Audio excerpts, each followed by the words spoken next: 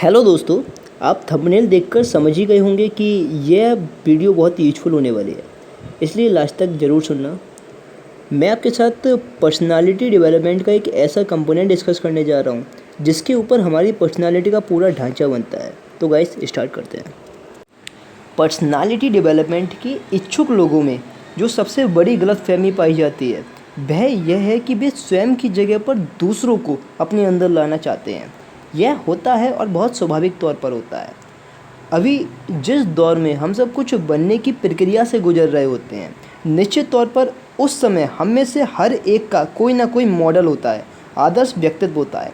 हमें लगता है कि यदि मुझे सचमुच प्रभावशाली बनना है, सफल होना है, तो ऐसा उस जैसा बनने के बाद ही संभव है।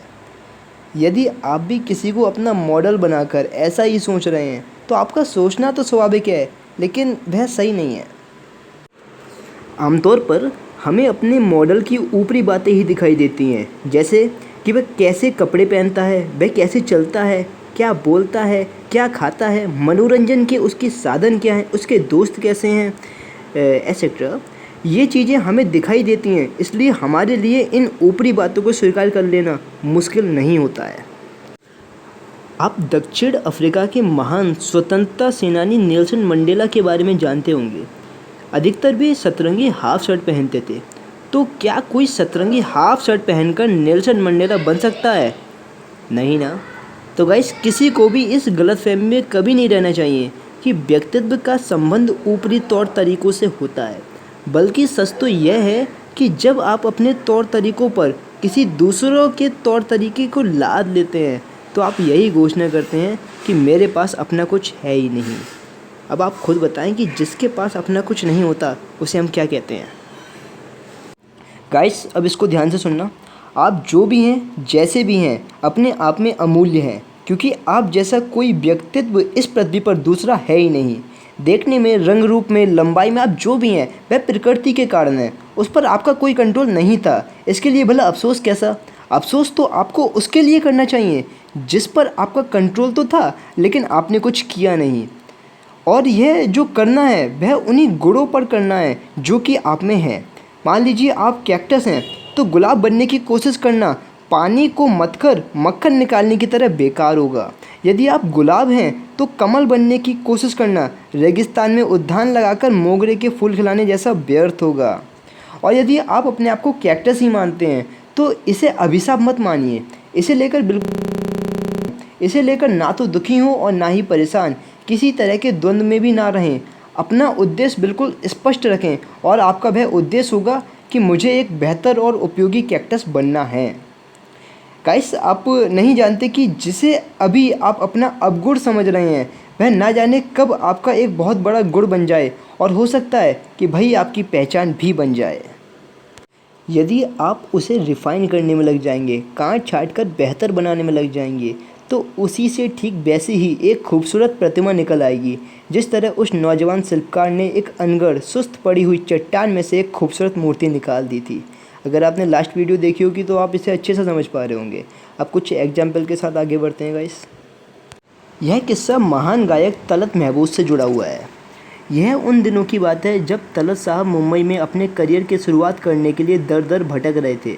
बहुत कोशिश करने के बाद संगीतकार अनिल बिस्वास ने उन्हें एक गीत गाने का मौका दिया। जब वे अपने इस पहले गीत की रिकॉर्डिंग कराने आए तो उन्होंने अपनी आवाज़ के कंपन को दबा दिया। जब रिकॉर्डिंग हुई तो बिस्वास साहब तलत की आवाज़ को सुनकर परेशान हो गए। उन्हें लगा कि ज़रूर मामला कुछ गड़बड़ है। पूछने पर तलत साहब ने बताया कि मैं अपनी आवाज़ के कंपन से परेशान हूँ, इससे मेरी गायकी ख़राब हो जाती है। मैं बहुत रियाज करने के बाद उस कंपन से छुटकारा पा सका हूँ। इस पर अनिल बिस्वास ने कहा, जाओ और अपनी आवाज़ के उस खरखरेपन को वापस लाओ, तभी मैं तुम्हारी रिकॉर्डिंग करूँगा। याद रखो कि वही तुम्हारी पहचान है। गाइस, नेक्स्ट एग्जाम्पल लेते हैं रानी मुखर्जी जी का। रानी मुखर्जी को तो आप सभी लोग जानते ही होंगे। क्या आपको उनकी आवाज़ भरभराती हुई कुछ अलग तरह की आवाज़ नहीं लगती? कभी कभी तो यह भी संदेह हो जाता है कि कहीं यह किसी बच्चे की आवाज़ तो नहीं। इसके बावजूद रानी मुखर्जी अपने समय की स्टार बनी। अभिनेता शत्रुघ्न सिन्हा, उन्होंने अपने चेहरे पर लगे कट के निशान को प्लास्टिक सर्जरी से कभी नहीं ठीक कराया।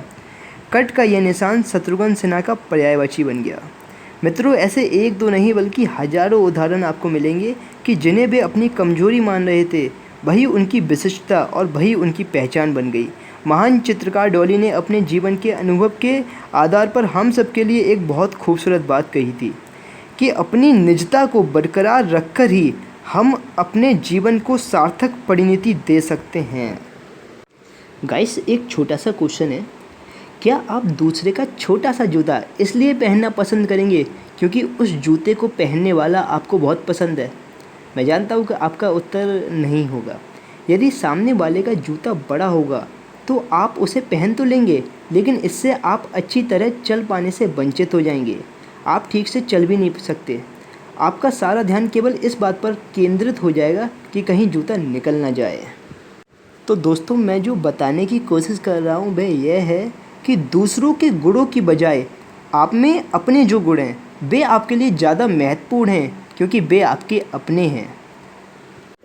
आप लोगों ने एक कहावत तो सुनी होगी कि कौवा चला हंस की चाल, अपनी चाल भी भूल गया। अपनी चाल चलना बहुत सरल और सहज होता है। ऐसा करने में ना तो अतिरिक्त श्रम करना पड़ता है और ना ही किसी तरह की अतिरिक्त सतर्कता रखनी पड़ती है।